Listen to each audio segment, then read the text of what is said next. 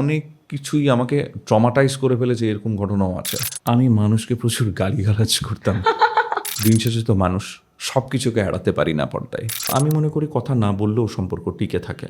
Actually মানুষ দুঃখ দেয় বা কষ্ট দেয় সবচেয়ে কাছের মানুষদেরকে। আমি যদি বলতাম আমি ভাত খাবো না, আমার ডাবল মার দিত। খেতেই হতো।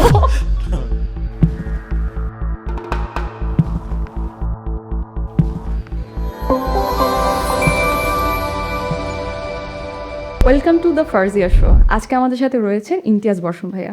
কেমন আছেন ভাইয়া? আমি ভালো আছি, আপনি কেমন আছেন? আমিও ভালো আছি। আপনাকে অসংখ্য ধন্যবাদ আমাদের শোতে আসার জন্য। আচ্ছা ভাইয়া, আপনাকে আজকে আমি একটু অন্যরকম কিছু কোশ্চেন করব। সেটা হলো প্রথম কোশ্চেন, যে আপনি নিজেকে কবে অফলাইন করেছিলেন? ওইভাবে আসলে অনেকটুকুন সময় নিজেকে সবসময় দেয়া হয় না, তো প্রতিদিনই হয়তো কোনো না কোনো কাজের ব্যস্ততা থাকে। একদম নিজের করে নিজেকে লাস্ট সময় দিয়েছি মানে সব কিছু কাজবাজ ফেলে, সেটা ঢাকার বাইরে গিয়েছিলাম 2 দিনের জন্য, টাঙ্গাই, ধনবাড়ি, তাও 1 মাস আগে। আচ্ছা আচ্ছা, একা গিয়েছিলেন না ফ্যামিলি ছিল? না, ফ্রেন্ডসরা ছিল। ওকে ওকে। আপনার অনলাইন পছন্দ না অফলাইন পছন্দ? এটা আসলে ডিপেন্ড করে, কারণ এই সময়ে এসে আমি অনলাইনকে অস্বীকার করতে পারি না। ওকে তো এটা মানে এখন আর বিলাসিতা না, এটা প্রয়োজনের মানে জীবনের একটা পার্ট হয়ে গেছে অনলাইন। এটাকে আমি বা কেউ আমরা অস্বীকার করতে পারছি না। এইটা ছাড়াও আমরা খুব অচল। বাট আবার একটা সময় অনলাইন এক ধরনের প্রেশার ক্রিয়েট করে, মানে আমার কোনো প্রাইভেসি নেই, আমার কোনো ব্যক্তিগত জীবন নেই, সব দিক থেকে আমাকে চেপে ধরে। তখন মনে হয় কি না, আমার অফলাইন থাকাটাই মনে হয় ভালো। আসলে এই দুটার এখন জীবন যেখানে এসে থেমেছে বা জীবন যেই পর্যায়ে এসে পৌঁছেছে, এখন অনলাইন অফলাইন দুটোকেই আসলে ব্যালেন্স করে চলতে হয় বা হবে। ওকে। আচ্ছা, কখনো কি এমন হয়েছে যে অনলাইনের কোনো কিছু একটা জিনিস নিউজ দেখে আপনি খুব বিরক্ত হয়েছেন? রেগুলার হয়, এই জিনিসগুলো রেগুলার হয়। ওকে এখন হয়তো দেখা যাচ্ছে আমি স্ক্রল করছি, খুব ভালো কিছু ফিডে অনেক কিছু ভালো হ্যাপি মোমেন্ট, অনেক ভালো নিউজ পাচ্ছি, হঠাৎই এমন একটা স্ট্যাটাস দেখলাম বা এমন একটা নিউজ দেখলাম যেটা আমাকে মানে হাইপার করে দিল, আমাকে আমার অ্যাটেনশনটা অন্যদিকে ঘুরিয়ে দিল, আমার হ্যাপি মুডটাকে সে একটা ক্রেজি একটা জায়গায় নিয়ে চলে গেল বা হাইপার একটা জায়গায় নিয়ে চলে গেল। তো এরকম প্রায় হয়। এই জন্য আমি করে কি নিউজ ফিডে বা ধরেন এরকম কিছু দেখলে আমি ওগুলোকে হয়তো আনফলো করে দিই, ওকে। আনফলো করে দিই ম্যাক্সিমাম টাইম। আচ্ছা, তো আমার আচ্ছা। নিউজ ফিডে ম্যাক্সিমাম টাইম আমি হয়তো একটু ব্যাকডেটেড থাকি, যে ঘটনা 2 দিন আগে ঘটেছে আমি হয়তো 2 দিন পরে জানি। আচ্ছা আচ্ছা। এইটা আমাকে কিছুটা স্বস্তি দেয়। আচ্ছা, আপনার এই যে খারাপ যে নিউজগুলো আসে নিউজ ফিডে, এটা কি আপনাকে কোনোভাবে কোনো সময়, মানে এমন কিছু কি আছে যে আপনাকে খুব, মানে আপনাকে এক সপ্তাহ একদম অফ করে দিয়েছিল? এরকম অসংখ্য অসংখ্য। কোনোটা কি বিশেষ কোনো স্টোরি মনে আছে কি, যে এটা আপনাকে বেশি ইম্প্যাক্ট করেছে আপনাকে? আমি ঠিক মনে করতে পারছি না এই মুহূর্তে, বাট এরকম অনেক কিছু ঘটেছে। অনেক আগে তো এখন তো ফেসবুক বা ইউটিউব অনেক কিছু ব্লাডশেডের ক্ষেত্রে অনেক কিছু রেস্ট্রিকশন দেয়। আগে তো অনেকেই হুট করেই ব্লাডশেডের ছবি দিয়ে দিত, একটা মার্ডার ছবি দিয়ে দিত। এখন সেসব ক্ষেত্রে রেস্ট্রিকশন এসেছে। এইরকম অনেক কিছুই আমাকে ট্রমাটাইজ করে ফেলেছে, এরকম ঘটনাও আছে আচ্ছা যে আমি 2 দিন কোনো কিছু খেতে পারছি না বা 2 দিন কোনো কাজের ভেতরে ঢুকতে পারছি না, এরকম ঘটনাও আছে। বাট আমি এই মুহূর্তে ঠিক স্পেসিফিক্যালি মনে করে বলতে পারছি না কোন ঘটনাটা, বাট এরকম হয়েছে। মানুষ শুধু আপনার সাকসেস দেখে, কিন্তু এই সাকসেসের পিছনের স্টোরিটা কি ভাইয়া? দেখেন, সাকসেসের পিছনে একটা জার্নি থাকে। কেউ কেউ এটাকে স্ট্রাগল বলে, কেউ কেউ অনেকে অনেক কিছু বলে, বাট আমি মনে করি এটা একটা জার্নি। একটা জার্নি যদি আপনি পাড়ি দিতে না পারেন তাহলে আপনি ওই নির্দিষ্ট গন্তব্যে পৌঁছতে পারবেন না। তো আমি যদি একটা সময় ধরেন থিয়েটার শুরু না করতাম, অভিনয়টাকে ভালো না বাসতাম এবং অনেক দিন ধরে এই চর্চাটা না করতাম, অনেক দিন ধরে লেগে না থাকতাম, তাহলে হয়তো বা আমার সময় যারা শুরু করেছিল তারা যেমন নিজেদেরকে অন্য অন্য কাজে নিয়ে চলে গেছে বা ওখান থেকে সরে গেছে, আমি এখন যে জায়গাটায় এসে পৌঁছেছি সেই জায়গাটায় হয়তো বা আসতে পারতাম না। আপনি অনেক দিন ধরে একটা কাজ অনেস্টলি করে গেলে তার একটা ভালো ফিডব্যাক আপনি পাবেন। সেটা কারো কারো ক্ষেত্রে সাকসেস, কারো কারো ক্ষেত্রে সাকসেস নাও হইতে পারে, বাট দিন শেষে আপনাকে একটা সময় এসে জানান দিবে যে এই কাজটাই আপনি করতে পারেন অথবা এই কাজটা আপনার জন্য না। ইমতিয়াজ পর্দার পরিচয়ের বাইরে আপনি মানুষ হিসেবে কে? পর্দায় আমি আসলে একজন অভিনেতা, একেবারেই অভিনেতা, এটা আমার পেশা। পেশার বাইরে আমি আসলেই খুব সাধারণ একটা মানুষ, যে তার ফ্যামিলি, তার ফ্রেন্ডস, এদের সাথেই সময় কাটাতে সবচেয়ে বেশি স্বাচ্ছন্দ্য বোধ করে। ঢাকায় যখন আমার কাজের ফাঁকে কিছুটা সময় পাই, আমি চলে যাই আমার আমার শহর চট্টগ্রামে। আমার মা ওখানে থাকে, আমার বন্ধুরা, খুব কাছের বন্ধুরা ওখানে ওই শহরে থাকে। ওই শহরে আমার কিছু আড্ডার জায়গা আছে বন্ধুদের সাথে, তো আমি চলে যাই ওখানটায়। তখন আমার মনে হয় কি আমি নিজের কাছে ফেরত গেছি, এরকম। আবার তো এখন একটা জিনিস হয়ে গেছে যে আমি চিটংয়ে বেশি দিন থাকলে আবার ঢাকাকে খুব মিস করি। সাকসেস না প্যাশন, কোনটা আপনাকে ডিফাইন করে? সাকসেস হইতে গেলে আপনাকে আসলে প্যাশনেট হতেই হবে। প্যাশনেটলি যদি আপনি কোনো একটা কাজ করে যেতে থাকেন অনেক দিন ধরে, একটা সময় গিয়ে সেইটাই আপনাকে আসলে সাকসেস দেবে, এটা আমি বিশ্বাস করি। এটা আমার জীবনে হয়েছে। আমি আসলে অন্যদের কথা বলতে পারি না, আমি প্যাশনেটলি আমার এই কাজটা করে গেছি। এই কাজ থেকে আমি আর্ন করতে পারবো, আমি সারভাইভ করতে পারবো, এটা আমার পেশা হবে, এটা আমি একটা সময় ভাবি নাই। ওকে। কিন্তু এখন এটাই আমার পেশা, এটাই আমার সারভাইভাল, এটাই আমার নেশা। আচ্ছা ভাইয়া, আপনাকে বরাবরের মতো অনেক কাম অ্যান্ড কম্পোস্ট লাগে, এটা কি আসলে আপনি স্বভাবতই ছিলেন নাকি কোনো বিশেষ কারণে? কিছুটা জেনেটিক। আচ্ছা। আমার বাবা অনেক কাম কুল ছিলেন। আর এটা এটা ধরেন পারিবারিকভাবে একটা তো জেনেটিক্যাল একটা বিষয় আছে। আর আমি কতটুকু কম্পোজড আমি জানি না, বাট এক ধরনের আমার ট্রাইও আছে, আমার চেষ্টাও আছে একদম এই ধরনের থাকার। তো দুটো মিলেই হয়ে গেছে আর তা কি। আপনার ন্যাচারালি কিন্তু সেটা পর্দাও কিন্তু ফুটে ভাইয়া, এটা কি আপনি সহমত? দেখেন, আমি অ্যাজ এ হিউম্যান বিইং, আমি তো আমার নিজস্ব, প্রত্যেকটা মানুষেরই নিজস্ব কিছু বৈশিষ্ট্য থাকে। তা আমি দিন শেষে তো মানুষ, সব কিছুকে এড়াতে পারি না পর্দায়, কিছু কিছু হয়তো বেরিয়ে যায়। যখন খুব রাগ হয় তখন সেটাকে কিভাবে কন্ট্রোল করেন? যখন এমনও রাগ হয় যে মানুষ খুন করে ফেলি, এমন রাগ তো হয় আচ্ছা আচ্ছা। যে দু একজনকে খুন করে ফেললে মনে হয় জিনিসের সমাধান হয়ে যায়। ওকে। তখন আমি আসলে ওয়েট করি, কিভাবে? সময় নেই, টাইম আচ্ছা নেই। আচ্ছা। একটা কড়া কথা বলে ফেললেই কিন্তু ধরেন বলাটা হয়ে যায়, কিন্তু আমি যদি ওয়েট করি 1 মিনিট, 2 মিনিট, 3 মিনিট, টাইম নেই, তখন আসলে আমি নিজেকে কাম করি, নিজেকে কুল করি, ওই জায়গা থেকে চলে যাই, সরে আসি, মুভ অন করি। ওইভাবেই আসলে আমি নিজেকে কন্ট্রোল করি।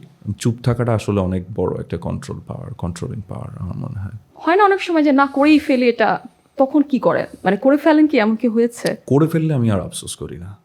আচ্ছা, এমন কি কোনো কারোর সাথে কোনো কিছু কানেক্টেড আছে যে শেয়ার করা যায় এমন কিছু? কীরকম? যেমন খুব বিরক্ত হয়েছে আপনি এই কাজটা করে ফেলছেন ফ্রেন্ড বা ফ্যামিলির সাথে? অ্যাকচুয়ালি মানুষ দুঃখ দেয় বা কষ্ট দেয় সবচেয়ে কাছের মানুষদেরকে। আমি মানে এরকম যা কিছু হয়েছে নিশ্চয়ই কাছের বন্ধুদের সাথে হয়েছে, বা নিজের কাছের ফ্রেন্ডসদের সাথে হয়েছে, বা কেউ তো নিজের মানুষদের সাথে হয়েছে। হয়তো ইচ্ছে করি, আমি খুব চেষ্টা করি আমি কাউকে ইচ্ছে করে কাউকে কষ্ট না দিতে। মানে যদি হয়ে যায়, আমি যদি রিয়েলাইজ করি, আমি সাথে সাথে সরি ফিল করি এবং সরি বলি, ওকে। এতে যদি কাজ হয়। যদি আজ ক্যারিয়ার শুরু করতেন তাহলে কোন ভুলটা আর করতেন না? কোন ভুলটা আমি করতাম না? জি। আমার জন্ম যদি ঢাকাই হতো, তাহলে হয়তো বা আমি আমার ক্যারিয়ারের দিক থেকে আরেকটু এগিয়ে থাকতাম। কারণ এটা তো আমার উপর আমার হাতে নেই, আচ্ছা আচ্ছা। আমার হাতে নাই। বাট এইটাই, মানে আমি আমি যে সময়টাই এসেছি, আমি যেই ছেলেরা ঢাকায় জন্মগ্রহণ করে ঢাকায় প্র্যাকটিস করে, একটা ছেলে যখন থিয়েটার শুরু করে তখন সে মনে করে ওটাই তার স্ট্রাগল পিরিয়ড না, ওটা তার লার্নিং পিরিয়ড। ওকে। তা আমরা যখন থিয়েটার শুরু করে 10 বছর থিয়েটার করেছি, তারপর আমি ঢাকায় এসে আমি অ্যাসিস্ট করেছি পরিচালককে, ক্যামেরার পেছনে কাজ করেছি। দেন আমি আস্তে আস্তে আমার যেটা লক্ষ্য ছিল অভিনয় করার, তাতে আমি ইন করেছি।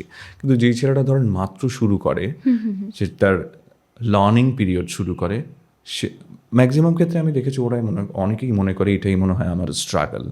দেখা গেছে লার্নিং পিরিয়ড তার, এডুকেশন পিরিয়ড তার, একাডেমিক এডুকেশনও চলছে, আবার এদিকে ধরেন অন্য প্র্যাকটিস এই তার এক্সট্রা কারিকুলাম প্র্যাকটিসও জি চলছে। জি। আমরা আসলে পড়াশোনা শেষ করে দেন প্রফেশনালি এই কাজটাতে শুরু করেছি। তার আগে হলো আমার লার্নিং পিরিয়ড, আমার একটা জার্নি, এটা অনেক দিন ধরে চলতে দেন আমি এটা প্রফেশনালি কাজটা শুরু করেছি। তো আমি যদি ঢাকায় জন্মাতাম, ঢাকায় শুরু করতাম, তাহলে হয়তো বা আমার অনেক আগে, আমার কলেজ লাইফ থেকে হয়তো আমি অ্যাক্টিং করা শুরু করতে পারতাম, বা আমার যেই সময়টুকুন আমার লেগেছে তার চেয়ে হয়তো 5 বছর আগে আমি এই জায়গায় পৌঁছে যেতে পারতাম। আচ্ছা আচ্ছা। এর চেয়ে আর অনেক কিছু পার্থক্য আছে বলে আমার মনে হয়। ইমতিয়াজ ভাই, আপনি যদি অ্যাক্টর না হতেন তাহলে কি হতেন? একটা জিনিস আমি এইটা বুঝতে পারি, অনেক আগে থেকে বুঝতে পারি, আমি হয়তো সাধারণ কেউ হতাম না, আমি সাধারণের বাইরে কেউ হইতাম।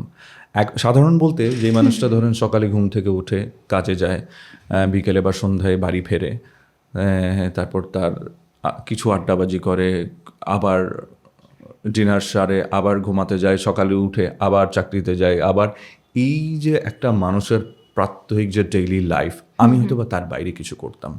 সাধারণ জীবন হয়তো বা আমার কখনো হইতো না। বাইরে কি করতেন? আর্ট কালচারই করতাম, এটা ঠিক, হয়তো আমি গান গাইতাম। আচ্ছা আচ্ছা। হ্যাঁ, আপনি কিন্তু ভালো গান করেন। আমি কিন্তু প্রোগ্রামের শেষে অবশ্যই আপনার গানটা শুনতে চাইবো। ওকে। কোন চরিত্র করতে গিয়ে আপনি নিজেকে খুঁজে পেয়েছিলেন যে হ্যাঁ, দিস ইজ মাই ক্যারেক্টার? না, একেবারে নিজেকে পুরোপুরি পেয়েছি এরকম কোনো ক্যারেক্টারই আসলে এখন পর্যন্ত করা হয়নি। সব চরিত্রে হয়তো বা কিছুটা ছায়া পায়, কিছুটা ছোঁয়া পায়, কিছুটা শ্যাডো মনে হয়, বাট পুরোপুরি একদম আমার ক্যারেক্টার এরকমই হয় নাই। যেমন আমার প্রথম সিনেমা 49 বাতাসে অনেকটুকুন পরিচিত মনে হয়েছিল এই ক্যারেক্টারটা আমার সাথে, ওরকম, বাট পুরোপুরি না। পুরোপুরি না। আচ্ছা পুরোপুরি আচ্ছা। না ওরকম। আচ্ছা ভাইয়া, কোনো সময় কি এমন হয়েছে যে আমি এই ক্যারেক্টারটা করতে গেলাম আর মনে হচ্ছে হ্যাঁ, আমি নিজেকে খুঁজে পেয়েছি? সেটাই বললাম, নিজেকে খুঁজে একদম ধরেন আমি মানে নতুনভাবে নিজেকে খুঁজে পাওয়া, এরকম কি হয়েছে? মানে ক্যারেক্টার, প্রত্যেকটা ক্যারেক্টার আমার মানে লাইফে আমি যেই এখন পর্যন্ত যে কটা ক্যারেক্টার করেছি, জি। যেই ক্যারেক্টারগুলো করে আমি কিছুটা হলেও ধরেন তৃপ্তি পেয়েছি, ওই প্রত্যেকটা ক্যারেক্টারের পেছনে আমার একটা শ্রম আছে। ওই শ্রম আমি যেখানে দিতে পারি, সেটা সিনেমা হোক, ওটিটি হোক, আমি শ্রমটা দিতে পারলে ধরুন আমার একটা ক্রিয়েটিভ ওয়ার্ক যদি ওখানে হয়, আমার একটা ইনপুট যদি ওখানে কাজে লাগে, তখন আমার ভালো লাগে। সে ধরেন কাইজারটা আমি যদি বলি আমি পুরোটাই আমার কারণে, এই ধরুন ব্যারিস্টার ক্যারেক্টারটা এমন হয়েছে না, একটা প্রপার স্ক্রিপ্ট ছিল, সেই স্ক্রিপ্টে প্রপার ডায়ালগ ছিল, স্টোরি টেলিংটা প্রপার ছিল, পেছনের যে ডিরেক্টর সেই মানুষটা একদম পারফেক্ট ছিল। তো একটা খুব স্বাভাবিক, একটা অভিনেতা তার ভালো অভিনয় তখনই করতে পারে যখন তার পেছনের কারিগরগুলো অনেক বেশি স্ট্রং হয়, তার ডিরেক্টর, তার স্ক্রিপ্ট রাইটার, তার ডায়ালগ রাইটার, তার কো আর্টিস্ট, তার পেছনে আর্ট ডিরেক্টর, যে পেছনের ক্যামেরার পেছনে, যে সব কিছু মিলিয়েই আমরা যখন এই জিনিসগুলো হাতে পাই এবং একটা সময় পাই চিন্তা করার, একটা সময় পাই রিহার্স করার, কো আর্টিস্টের সাথে সিং করার, ডিরেক্টরের সাথে সিং করার, তখন গিয়ে না একটা ভালো ক্যারেক্টার করা যায়, এবং একটু তৃপ্তি পাওয়া যায়। বাট দিন শেষে যত ক্যারেক্টারই এখন পর্যন্ত করেছি, ফাইনালি গেলে মনে হয় ইস, এই সিনটা মনে হয় আরেকটু অন্যরকম করা যাইতো, আচ্ছা আচ্ছা। বা এটা মনে হয় আরেকটু অন্যভাবে ভাবা যাইতো মনে হয়। আবার এমনও হয়েছে ধরেন আমি করে ফেলেছি, আমি কিন্তু হাফ স্যাটিসফাইড বা পুরোপুরি মানে আবার করতে পারলে ভালো হতো, কিন্তু ডিরেক্টর বললো না ইটস ওকে, ডিরেক্টর রাজি, এবং দেখা গেলো দর্শক খুব অ্যাপ্রিসিয়েট করলো, কিন্তু আমার কাছে মনে হয়েছে না, এটা আমি আরেকটু অন্যভাবে করতে পারতাম। আচ্ছা। এরকমও হয় অনেক সময়। এরকম কোন ক্যারেক্টারটা আপনার মনে হয়েছিল যে এটা আরো একটু বেটার করা হলে ভালো হতো? এটা আমার প্রত্যেকটা কাজই যখন আমি আবার আচ্ছা, দেখি, আচ্ছা। হ্যাঁ, হ্যাঁ। তখন মনে হয় কোনো না কোনো জায়গায় এটা আরেকটু অন্যভাবে করা যাইতো, প্রায় ক্ষেত্রে মনে হয়। মানে কিছু ব্যাপার আছে না, কিছু গান আছে ধরেন, এমন কিছু সুর আছে যে সুরটার পর মনে হয় না, এটার দ্বিতীয় কোনো সুর হইতে পারে না, হ্যাঁ, এই হ্যাঁ। কথাটা এই ধরেন এটাই সুর, এর চেয়ে অন্য কেউ সুর দিলে এটা আর হবে না, হ্যাঁ হ্যাঁ এই বিষয়টা। কিন্তু অ্যাক্টিং এর ক্ষেত্রে আমার মনে হয় না, এটা একটু অন্যভাবে আর একটু করা better যেত, করে ভালো একটু হতো। করা যেত। আচ্ছা ভাই, আপনার কাছে একটি সম্পর্কে সবচেয়ে দামি জিনিস কি? ধৈর্য, সম্মান, নাকি কথা বলা? কথা না বললে কি সম্পর্ক থাকবে না? আমি এটাতে বিশ্বাস করি না। কথা না বলে কি সম্পর্ক রাখা যায়? ধরুন আমার যে বন্ধুটা আমার সবচেয়ে প্রিয়, কিন্তু নানান ব্যস্ততার কারণে তার সাথে আমার দেখা হয় না, কথা হয় না। 5 বছর আগে শেষ কথা হয়েছিল জি। কোনো একটা চায়ের আড্ডায়, কোনো একটা বিকেলে। তারপর সে তার বাড়িতে চলে গেল, আমি আমার বাড়িতে চলে গেলাম। 5 বছর পরে যদি আজকে আমার সাথে দেখা হয়, আমি কিন্তু কথাটা ওইখান থেকেই শুরু করব যেখান থেকে 5 বছর আগে আমরা বিদায় নিয়েছিলাম। 5 বছর আমাদের দেখা হয় নাই, কথা হয় নাই, কিন্তু ভেতরে ভেতরে সম্পর্কের যে গভীরতা সেটা ততটুকুনি ছিল। বরঞ্চ এই 5 বছরের ডিস্টেন্সে আমাকে আরও বেশি ধরেন ওর প্রতি মিস করাটা বেশি হয়েছে। তো আমি মনে করি কথা না বললেও সম্পর্ক টিকে থাকে। কিন্তু ভাই দূরত্ব যে গুরুত্ব কমিয়ে দেয়। না না, আপনি যদি বলেন ওয়ান টু ওয়ান রিলেশনের হ্যাঁ, ক্ষেত্রে, হ্যাঁ। যদি ধরেন মানবীর প্রেম যদি বলি, সেক্ষেত্রে আমরা এখন খুব অস্থির। এটা মেয়েদের দিক থেকে একটু বেশি হয় না?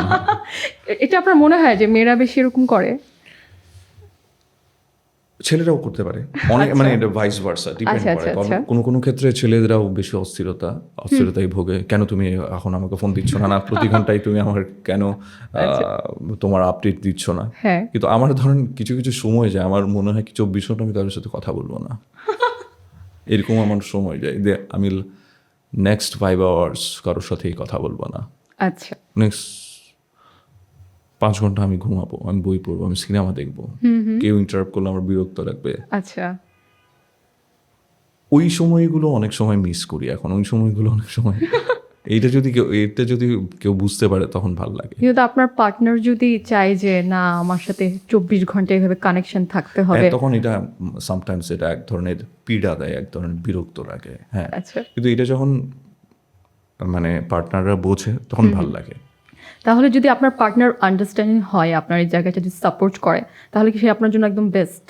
হ্যাঁ, মানে আপনি বিয়ে করে ফেলবেন তাহলে? যদি বিয়ে এরকমটা করা হয়। অনেক কিছুর উপর ডিপেন্ড করে। যেমন? এই যে পারস্পরিক বোঝাপড়াটা আসলে কত দূর, এটা একটা বিষয়। ধরেন ধরেন পার্টনারের দুইজনের মানে পছন্দ একেবারে অপোজিট। একজন ধরেন পাহাড় পছন্দ করে, একজন সমুদ্র পছন্দ করে। একজন ধরেন কোলাহল পছন্দ করে, একজন খুব সাইলেন্স পছন্দ করে। এইরকম বৈপরীত্য জায়গায়ও কিন্তু একটা রিলেশন কন্টিনিউ হইতে পারে। সেটা কিসের উপর? আন্ডারস্ট্যান্ডিং এর উপর। এই বোঝাপড়াটা যদি ঠিকঠাক হয় তাহলে কিছু কম্প্রোমাইজ করতে হয় দুজনকেই। রাইট। আচ্ছা, ও তো এটা পছন্দ করে, ওকে, ইটস ওকে। আচ্ছা, আরেকজন মনে না ও এটা অপছন্দ করে, না, ইটস ওকে। এই কম্প্রোমাইজ আন্ডারস্ট্যান্ডিং যদি ঠিকঠাক থাকে তাহলে সম্পর্ক টিকে থাকে। তখন এটা কখন থাকে? যখন আমি আমার পার্টনারের প্রতি শ্রদ্ধাটা থাকে, রেসপেক্টটা থাকে, ট্রাস্টটা থাকে। হ্যাঁ, তাহলে এখানে কি রেসপেক্টটা জরুরি, ট্রাস্টটা জরুরি, আচ্ছা, আপনার আন্ডারস্ট্যান্ডিংটা জরুরি। আপনি কিছুক্ষণ আগে বলছিলেন যে যদি যদি বোঝাপড়া থাকে তাহলে আপনি বিয়ে করে ফেলবেন। না, বিয়ে করে ফেলবো বলি না। বিয়ে করবেন না? আচ্ছা না না, মানে বিয়ে করার সাথে অনেক এখন বোঝাপড়া তো আমার অনেকের সাথেই থাকে। আচ্ছা আচ্ছা। আন্ডারস্ট্যান্ডিং তো অনেক বন্ধুরাও অনেক ও বন্ধুদের সাথে অনেক ভালো বোঝাপড়া হয়, তাই বলে আমি তো সব বন্ধুকে বিয়ে করতে পারবো না। তাহলে আপনি কিরকম লাইফ পার্টনারকে চুজ করবেন যে না আমি ইনাকেই খুঁজছিলাম, now I am ready for it? হ্যাঁ, এরকম যদি হয় তাহলে করে ফেলবেন? হ্যাঁ। আচ্ছা, আপনার মনে হলো আপনার ফিলটা আসছে, বাট পরে বিয়ে করার পর দেখছেন যে না উনি তো আপনাকে ওইভাবে 24 আওয়ার্সই কথা বলার জন্যই চাচ্ছে, মানে সময় চাচ্ছে আপনার কাছ থেকে, তখন কি করবেন? সেক্ষেত্রে আগে থেকে বোঝাপড়াটা, একটা সময় দেওয়াটা দুজন। অনেক সময় তো এমন হয় না যে না তুমি যেরকমটা করবে আমি তেমনটাই রাজি আছি, কোনো সমস্যা নেই, কিন্তু বিয়ে করে দেখতেছেন না এরকম তো হচ্ছে না, এরকম হচ্ছে না, এইটা হইতে পারে, এটা অনেক সময় হয়। তখন মেনটেন করে নেবেন স্যাক্রিফাইস। আমি দিন শেষে বললাম স্যাক্রিফাইস, কম্প্রোমাইজ, আন্ডারস্ট্যান্ডিং এগুলোর উপর অনেক কিছু ডিপেন্ড করে। আচ্ছা ভাই, আপনি কি সহজে সবাইকে বিশ্বাস করে ফেলেন নাকি একটু সময় নেন? না, আমি খুব সহজে বিশ্বাস করি। আচ্ছা, যখন দেখেন যে বিশ্বাস করেছেন কিন্তু বিশ্বাসের জায়গাটা নেই, তখন তার সাথে কিভাবে ডিল করেন? অফ হয়ে যায়। একদম অফ করে দেন? কিছু কিছু ক্ষেত্রে একদম অফ হয়ে যায়, আর কিছু কিছু ক্ষেত্রে শুধু একটা সুতোর উপর হয়তো বা সম্পর্কটা থাকে, হাই হ্যালো, কেমন আছি না আছি, বা প্রয়োজনের কথা বলা। আপনি কি কখনো গুগলে সার্চ করেছিলেন আপনার নিজেকে? সার্চ করা হয়েছে যে ইমতিয়াজ বর্ষণকে গুগল কি শো করা হয়? না, খুব বেশি না। এখন কি একটু দেখবেন আসলে কি শো হয়? আমি কিন্তু দেখেছি। আচ্ছা, আপনাকে ইমতিয়াজ বর্ষণ দেখলে ওয়াইফ আসে। তাই নাকি? ইয়েস, ইমতিয়াজ বর্ষণ ওয়াইফ। অ্যান্ড যত সেলিব্রিটির সাথে আপনার ছবি হয়েছে, আপনার কো আর্টিস্টগুলোর সাথে আপনার ছবিগুলো শো হয়। এটা কি আপনি জানেন? এটা আমি কখনো দেখিনি, বাট একজন আমাকে বলেছিল, বাট ওটা আমি চেক করে দেখিনি কখনো। হ্যাঁ। এটা কেন হয় আমি জানি না। কিন্তু আমার তাহলে কি মেয়েরা আপনাকে হাজব্যান্ড হিসেবেই চাচ্ছে বলে কি ওয়াইফ জিনিসটা বেশি আসছে? আমি শিওর না এটা আসলে। আচ্ছা আচ্ছা বা আচ্ছা। অথবা এটা জানতে চাই যে আমি আসলে ম্যারিড কিনা, আমার Married ওয়াইফ কিনা, কিনা, আমার আচ্ছা। কে ওয়াইফ থাকলে সেটা কে, এটা হয়তো জানতে চায়। আচ্ছা, আপনার কি মনে হয় একজন শান্ত মানুষের মনে অনেক গভীরতা থাকে? হ্যাঁ হ্যাঁ, অবশ্যই থাকে। আপনার মধ্যে আছে কি? আচ্ছা, যেমন? মানে গভীরতাটা কিরকম? ভাবনার গভীরতা তো অবশ্যই। হ্যাঁ, অবশ্যই। হ্যাঁ আছে। আপনি কি ভাবতে বেশি পছন্দ করেন? আমার এখন যেই ভাবনাটা মানে আমার কাজের ক্ষেত্রেও আসলে মিলে যায়, সেটা হলো আমার আসলে ক্যারেক্টার নিয়ে আমাকে ভাবতে হয়। এটা আমার পেশা এবং অ্যাট দ্য সেম টাইম নেশা। আচ্ছা। এটা ভাবি বলেই হয়তো বা অ্যাক্টিংটাকে আমি পেশা হিসেবে নিতে পেরেছি। আমার চরিত্র যেটা স্ক্রিপ্টে লেখা থাকে, যেটা টেক্সট, তার পেছনে একটা সাবটেক্সট থাকে যেটা আসলে লেখা থাকে না, কিন্তু একটা সাবটেক্সট থাকে। তার পেছনের গল্পটা কি, একটা চরিত্রে স্ক্রিপ্টে তার টাইম লাইনে যতটুকু আছে, আসলে সে তো দেখা যায় কি একটা ছেলের বয়স 25 বছর, ওখান থেকেই সেই স্ক্রিপ্টে আছে, কিন্তু সে সে জন্ম থেকে যে 25 বছর পর্যন্ত এসেছে, তার পেছনে তো একটা স্টোরি আছে, বিহাইন্ড দ্য স্টোরি আছে।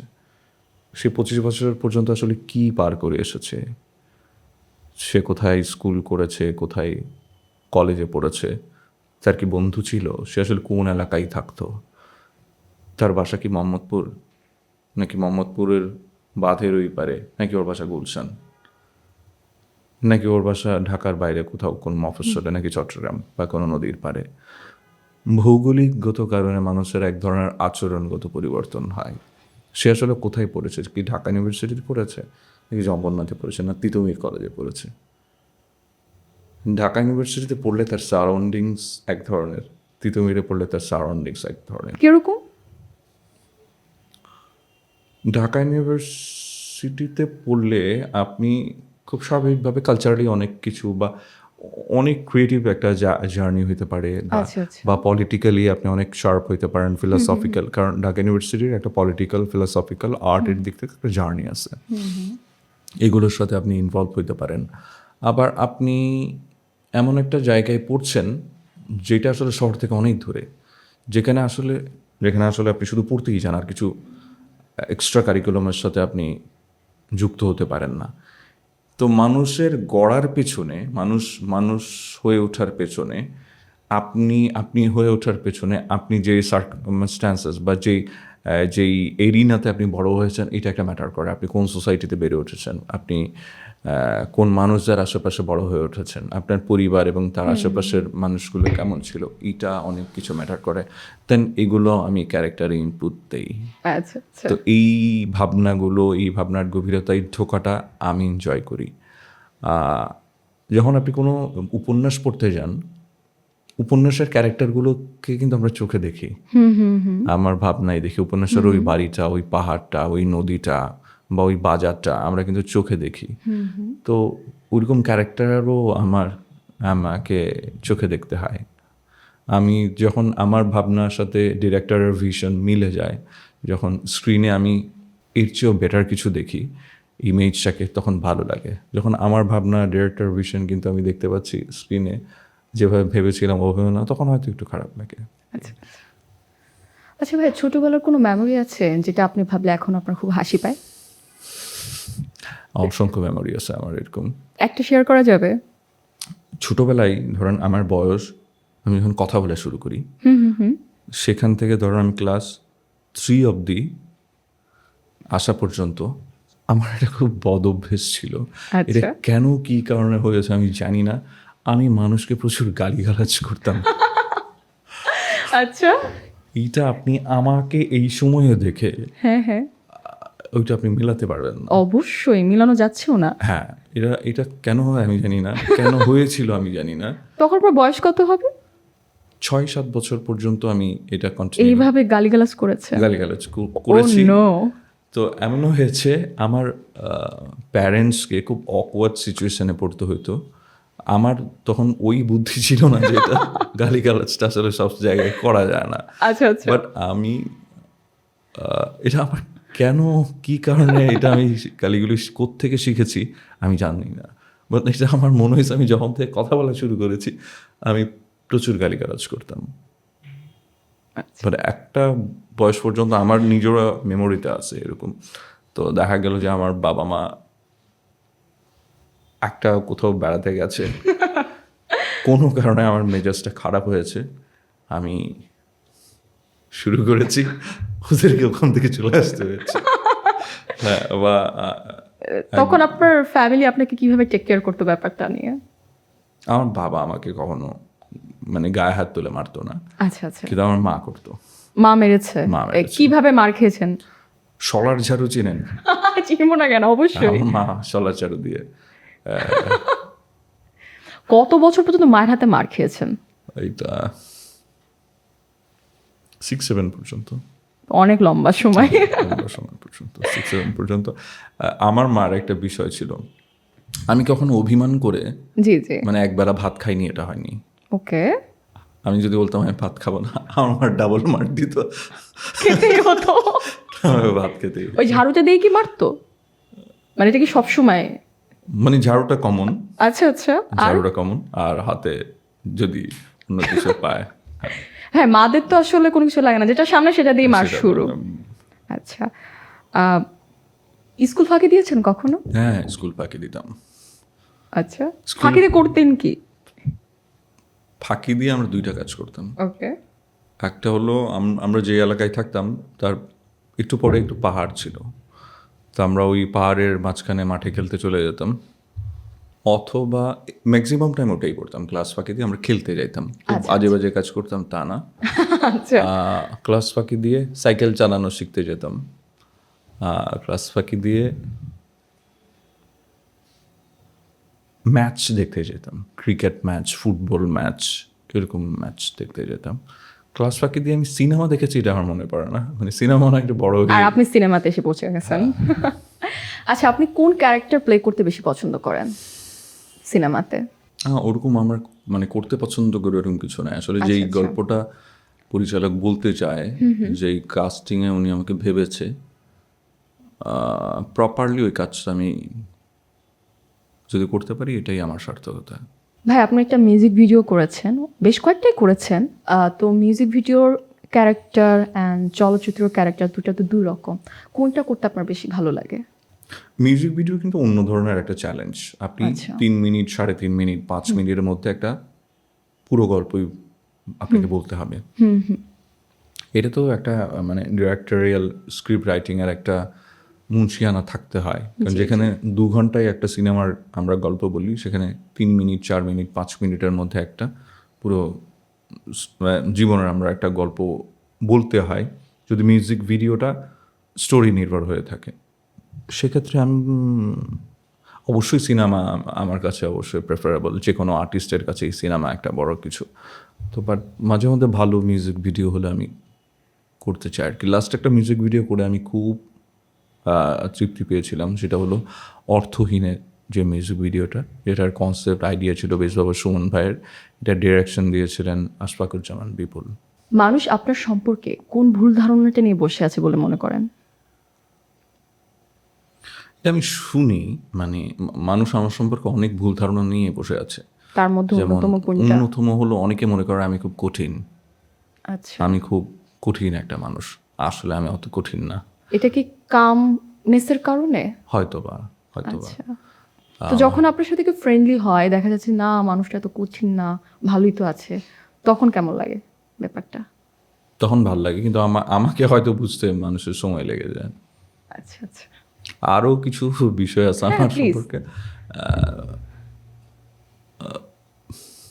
মানে আমার সাথে প্রচুর অনেকের সাথে প্রেমের রিলেশন আছে, এরকম আচ্ছা এরকম আচ্ছা, এরকম কথা একটা কিছু রিউমার ছড়ায়। রিউমার ছিল আগে, এখন আর নাই। আচ্ছা বাট আচ্ছা, এখন ওয়াইফ খোঁজার জন্য একটা ব্যাপার শুরু মানে সেই হয়েছে। রিউমার গুলো ধরেন আস্তে আস্তে কেটেছে, মানে যখন থেকে না ওরা আমার বন্ধু, ওরা কেউ আমার গার্লফ্রেন্ড না, বা ওকে ওকে ওকে, এগুলো কাটতে একটু সময় লেগেছে। এরকম হওয়ার পর কি আপনার কোনো সম্পর্ক নষ্ট হয়ে গেছে, যে আপনার একজন কোয়ার্টিসের সাথে এরকম প্রেমের একটা গল্প বানিয়েছে যেটা আপনাকে খুব বিরক্ত করেছে এবং অপর সাইডকেও বিরক্ত করেছে, যার কারণে আপনাদের সম্পর্কটা কন্টিনিউ হয়নি? না, এই কারণে সম্পর্কের কোনো কন্টিনিউ হয় না বা এই কারণে সম্পর্ক ভেঙে গেছে এরকম কিছু ঘটে নাই, কিন্তু মাঝে মধ্যে ধরেন মানে মিসআন্ডারস্ট্যান্ডিং। মিসআন্ডারস্ট্যান্ডিং আচ্ছা আচ্ছা, হইতো বা হয়ে যায় আর কি মাঝে মধ্যে, বাট এগুলো ওটাকে কিভাবে ডিল করেন ভাইয়া? ম্যানেজ করা যায়।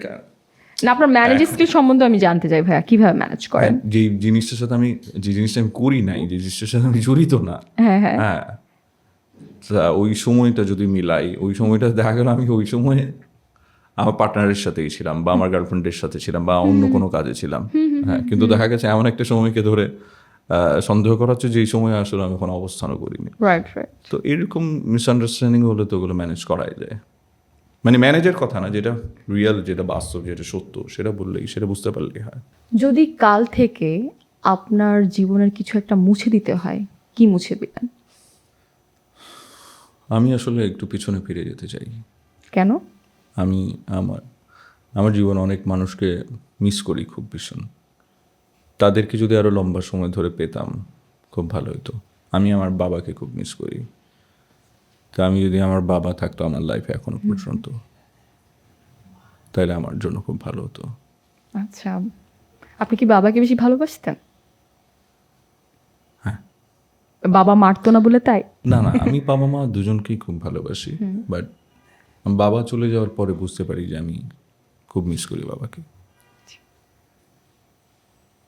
একজন শিল্পীর জীবনে ব্যর্থতা কি? একজন শিল্পীর জীবনে ব্যর্থতা হলো আসলে আদৌ একটা মানুষ শিল্পী হয়ে ওঠে কিনা। আমি যে শিল্প চর্চা করি, আমি কি আদৌ শিল্পী হয়ে উঠতে পেরেছি?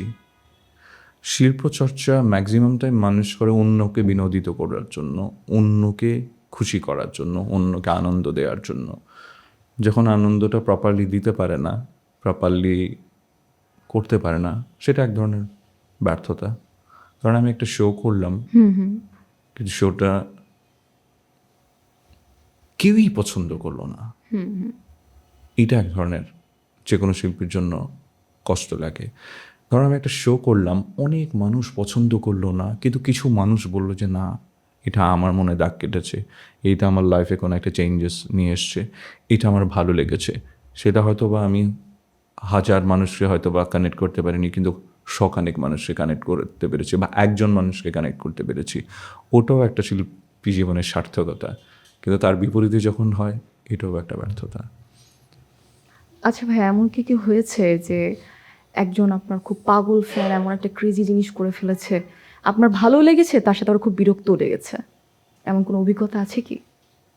না, অনেক সময় হয় কি, মানে সামহাও কোনো কারণে ধরুন মানে ফ্যানদের আপনি টেক্সটের রিপ্লাই দিয়ে দিলেন, কন্টিনিউ কথা বলতে চেষ্টা করে, কন্টিনিউ কথা বলতে চায়। আসলে কথা বলার ওই সময় তো, কত সময় তো যে কোনো মানুষেরই থাকে না। মানুষই থাকে না, যে জি। কোনো মানুষেরই থাকে না। দেখা গেল রাতে নক করছে, দিনে নক করছে, কাজে নক করছে, অকাজে নক করছে, ওই তখন না অ্যাকচুয়ালি একটু উইয়ার্ড একটা সিচুয়েশনে ওয়াইড একটা সিচুয়েশন। এখন বলতেও পারি না যে মানে প্লিজ, কাউকে এভাবে কষ্ট দিতেও খারাপ লাগে। আচ্ছা, তখন আসলে কোনো রিপ্লাই দেওয়া হয় না, কিছুই করা হয় না, তখন শুধু শুধু ওরা মন খারাপ করে, অনেকেই মন খারাপ করে, আমাদের তো কিছু করার থাকে না। আচ্ছা, তখন এরকম কিছু সিচুয়েশন হয়, কিছু হয় যে চলুন আপনার সাথে দেখা করি, ওকে। আমি তো আমার কাজের মধ্যে আছি, বা আমি তো কাউকে সবসময় তো পসিবল হয়ে ওঠে না, না না বা দেখা করাটাও জরুরি না আসলে আর কি, আমি মনে করি। দেখা কি করেছেন এরকম কোনো ক্রেজি ফ্যানের সাথে? হ্যাঁ, হয়েছে, দেখা তখন অনুভূতি কেমন? ভাল লাগে। আচ্ছা আচ্ছা। আর আপনার ফ্যান আপনাকে কিভাবে করে, অ্যাপ্রোচ করে তখন? ধরেন আমি যাদের ফ্যান, আমি এখন বিলিভ করি কি আমি আসলে ওনাদের সাথে কখনোই দেখা করব না। কেন? আপনি যখন যে জিনিসটা অধরা, যে জিনিসটা আপনি ছুঁয়ে দেখেননি, যে গান আপনি হয়তো বা গুনগুন করে গান কিন্তু পুরো গান আপনি গাইতে পারেন না, সেই গানটার আমেজ বা যে অধরা জিনিসটার প্রতি আকর্ষণ আপনার যতটুকুন থাকবে, যখন আপনি পুরোটা পেয়ে যান, তা আকর্ষণটা একটু একটু কমতে থাকে। এটার জন্য কি দেখা করবেন না? আমি দেখা করব না। আমি যাদের ফ্যান তাদের সাথে আমি চাই না দেখা করতে কখনো। আচ্ছা, আপনি যদি ৮০ দশকের অ্যাক্টর হতেন তাহলে কোন ক্যারেক্টার প্লে করতেন, আর কার ক্যারেক্টার প্লে করতেন? ৮০ দশকের, জি। আমার ৮০ দশকের আসলে আমি কারো ফ্যান না, আচ্ছা খুব একটা ফ্যান না। আমি 90s-এর অনেকের ফ্যান। আচ্ছা। 90s এর কার ফ্যান? 90s-এর পরের দিকের বেশি ফ্যান। আমি ইরফান খানের ফ্যান, অ্যাক্টিং এর ক্ষেত্রে যদি বলেন, আচ্ছা আচ্ছা। বা তারও আগে যদি বলেন আমি রবার্ট ডি নিরোর ফ্যান ওকে। অ্যাক্টিং এর ক্ষেত্রে। ইরফান খানের যদি আপনার সুযোগ হতো কোন ক্যারেক্টার প্লে করতেন, ওনার কোন মুভির যে ক্যারেক্টারটা? কোনো ক্যারেক্টার আমি হয়তো পারতাম না, মানে try করতাম। সুযোগ হতো। মানে মানে ইরফান খানের ইরফান খান তো অনেক কমার্শিয়াল ছবিতেও কাজ করেছে। জি, লাইফ জি। ইন এ মেট্রো একটা হ্যাঁ। ক্যারেক্টার আছে ওনার। জি, জি। লাইফ ইন এ মেট্রোতে কিন্তু উনি খুবই ছোট্ট একটা ক্যারেক্টার প্লে করেছেন। ওখানে একটা সিকোয়েন্স আছে, কঙ্কনা সেন শর্মার সাথে তার প্রেম হয় নাই, বিয়েও হবে না, তার বিয়ে ঠিক হয়ে গেছে। ওই সময় সে তার মানে কঙ্কনা সম্ভবত তখন তার কলিগ হ্যাঁ থাকে, বলে যে হ্যাঁ, কলিগ। তোমার সাথে আর কখনো দেখা হবে না, আমার বিয়ে হয়ে যাচ্ছে। ওই সিনটা এত সুন্দর, এটা আমার মনে হয় না অন্য কেউ, উনি এত ডাইমেনশন নিয়ে করেছেন। ওনার মানে ডায়লগটা অন্য কেউ করলে হয়তো বা খুব সাধারণভাবে বলে দিত, কিন্তু উনি যেটা বলেছে এটা মানে হ্যাঁ, এটা আপনাকে খুব মুগ্ধ করেছে। মানে উনি হয় কি, মানে ইরফান খান একটা অন্য জিনিস আসলে। ইরফান খানের সাথে আমি আসলে কাউকেই মিলাইতে পারি না আর কি। আপনার আঁকা যে সিরিজটা রিলিজ হয়েছিল ওইখানে আপনার একটা ক্যারেক্টার ছিল, আপনি একটা ক্যারেক্টারই প্লে করছিলেন বাট দুইটা ডাইমেনশন ছিল, লাইক আপনি একটা ফ্যামিলি ম্যানও একটা লিড করছিলেন অ্যান্ড আপনার প্রফেশনালটাও লিড করছিলেন। আপনি কি বাস্তবে এরকম? বাস্তব ম্যাক্সিমাম মানুষ এরকম। আচ্ছা। কারণ আমি এখন আপনার সাথে যেই টোনে কথা বলছি, যেই আমার যে ভয়েসের এখন যে ফ্রিকোয়েন্সি, আমি এই প্রোগ্রামটা শেষ হয়ে গেলে কিন্তু আমি আপনার সাথে অন্য ফ্রিকোয়েন্সিতে কথা বলবো। বাট এটা খুবই ন্যাচারাল। এখানে যখন লাইট ক্যামেরা আসছে খুব স্বাভাবিক আমার ফ্রিকোয়েন্সি চেঞ্জ হয়ে গেছে, আচ্ছা আচ্ছা। আমার ভয়েস রেঞ্জ চেঞ্জ হয়ে গেছে। যখন আমি একটু নর্মাল জায়গায় যাবো তখন কিন্তু অন্যভাবে কথা বলবো। বা আমি যখন আমার বাসায় থাকবো তখন আমি আমার পরিবারের লোকদের সাথে যেভাবে কথা বলি, আমি ঘর থেকে বেরোলে আমার সামনের দোকানদারটার সাথে কিন্তু ওইভাবে কথা বলি না। একটা মানুষ প্রতিদিনই আমরা বিভিন্ন ডাইমেনশনে কথা বলি, বিভিন্ন লেয়ারে কথা বলি, বিভিন্ন ক্যারেক্টার প্লে করি। এইটা খুব স্বাভাবিক। তো যখন আমি কোনো ক্যারেক্টার প্লে করি ওইটাও আমার মাথার মধ্যে থাকে। আমি যখন অফিসে যাই, আমি অফিসে আমার সাবঅর্ডিনেটদের সাথে যে টোনে কথা বলি, বা আমার যারা সিনিয়র বস তাদের সাথে যেভাবে কথা বলি, আমি নিশ্চয়ই আমার বাচ্চার সাথে ওভাবে কথা বলবো না। আমি হয়তো বা আমার ওয়াইফের সাথে ওইভাবে কথা বলবো না। তা একটা মানুষের ঘরের একটা ক্যারেক্টার থাকে, ঘরের থেকে বাইরে গেলে ওটার একটু চেঞ্জ হয়। বলবো না যে আকাশ আর পাতাল চেঞ্জ হয়ে গেছে, কিন্তু তার একটা চেঞ্জেস হচ্ছে, হয় প্রফেশনের কারণে। তো এটার একটা ছাপ তো ক্যারেক্টারে পড়বেই, খুব স্বাভাবিক। ওইটা আমি ডিজাইন করার সময় ওভাবেই করেছি। রিলেশনশিপ বা বন্ধুত্বে আপনি কি কোয়াইট প্রোটেক্টর, একজন ইমোশনাল পার্টনার, কোনটা? আর যেখানে প্রোটেক্ট করা দরকার সেখানে অবশ্যই প্রোটেক্টর। যেখানে ধরেন আমি জিনিস সবগুলোকে খুব ইজিভাবে নিই, সহজভাবে নেওয়ার চেষ্টা করি। আমি চেষ্টা করি যে সম্পর্কটা স্বাভাবিক থাক, অস্বাভাবিক কিছু না হোক। সেখানে যদি আমাকে প্রোটেক্টর হইতে হয় আমি প্রোটেক্টর, কম্প্রোমাইজিং হইতে হলে আমি কম্প্রোমাইজার। Got it. তাহলে ভাই আমি সবশেষে আপনাকে একটা কথাই বলবো, আমাকে ছোট্ট করে একটু গান শোনাবেন শিওর। প্লিজ। এই গানটা আমার লেখা সুর করা, কিন্তু এই গানটা এখনো রিলিজ হয় নাই। এটা রেকর্ডিংও করিনি এখনো। ও মা, তাই? হ্যাঁ, বাট আমি নিজে একটা দুইটা তিনটা প্রোগ্রামে গানটা করেছি। দেখি আমি 2টা লাইন গাওয়ার প্লিজ। চেষ্টা করি। তোমায় যখন মনে পড়ে খুব, কোথায় গেলে শান্তি পাবো। তোমায় যখন মনে পড়ে খুব, কোথায় গেলে শান্তি পাবো। তুমি বলে গেলে না, তুমি ফিরে এলে না, এত কষ্ট বুকে চেপে রেখে থাকা যায় না, এত কষ্ট বুকে চেপে রেখে থাকা যায় না। অসংখ্য ধন্যবাদ। কিন্তু আমি তার আগে একটু জানতে চাই, আপনি এই গানটা কি কাউকে উদ্দেশ্য করে লিখেছিলেন? আচ্ছা, ঠিক আছে, তা আমি আর জানতে চাচ্ছি না কাকে উদ্দেশ্য করলেন। অসংখ্য ধন্যবাদ ভাইয়া আজকে এখানে আসার জন্য। আপনার সাথে কথা বলে অনেক ভালো লাগলো, অনেক কিছু জানলাম। আই হোপ আমাদের যে ভিউয়ার্স আছে তারাও আপনাকে নতুনভাবে চিনলো। অসংখ্য ধন্যবাদ। হ্যাঁ, আপনাকেও ধন্যবাদ। আমি কিন্তু কোনো স্টোরি আপনাকে শেয়ার করিনি, করি নাই, বা আপনি আমার কাছ থেকে অনেক গল্প শুনতে চেয়েছেন, অনেক স্টোরি বের করার ট্রাই করেছেন। আর আমি এরকমই, আমি কিন্তু অনেক এজ ইউজুয়াল কথা বলি, আমি এইভাবেই কথা বলি। এর চেয়ে বেশি আমার কাছ থেকে জানা যায় না।